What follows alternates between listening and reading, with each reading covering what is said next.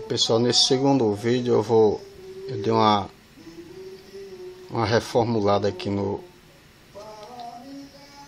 amplificadorzinho aqui da caixa, né? Lembrando, pessoal, que essa caixa aqui eu achei ela no lixo, uma sucata, né? Ela tava sem esse cabinho aqui, ó, P2. Aqui, ó. Eu adaptei esse cabinho aqui, soldei na placa, tá aqui. Tem aqui na saída do fone de ouvido do notebook. Aqui é a alimentação, aqui é na saída do transformador, como eu falei. Eu tenho um cabo USB aqui, ó, ligado no notebook. E vou comprovar que o som fica bom. Com a qualidade, eu tenho essas duas caixinhas aqui do home, que eu tenho em casa encostado. Aí eu vou testar aqui, vou soltar um sonzinho aqui. Vou ligar aqui para você ver que não tem truque.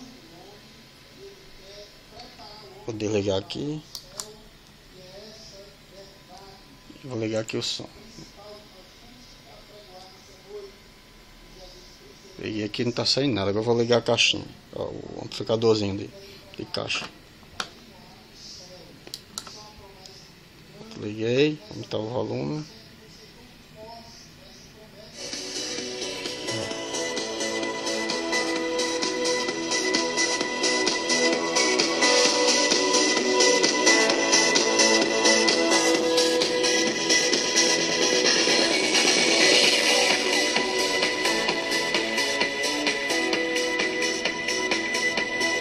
Somzinho bom, né?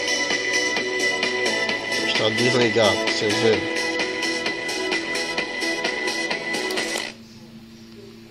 Desliguei. Ligar de novo.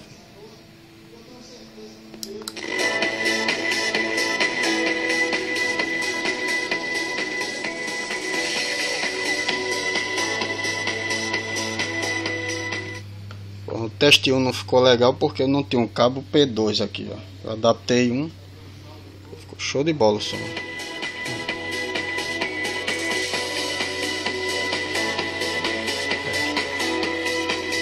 Muito bom mesmo.